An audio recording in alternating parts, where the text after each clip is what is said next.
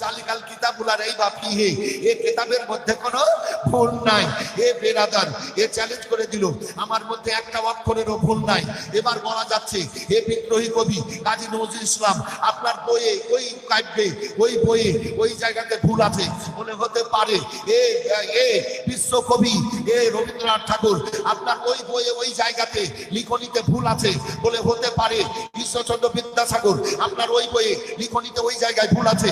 বলে হতে পারে শরৎচন্দ্র লিখনিতে ভুল, হতে পারে আব্দুল গাফার লিখনিতে ভুল, হতে পারে আব্দুল জাফার লিখনিতে ভুল, হতে পারে আলিমুদ্দিন লিখনিতে ভুল, হতে পারে। সারা দুনিয়ার লেখক বলছে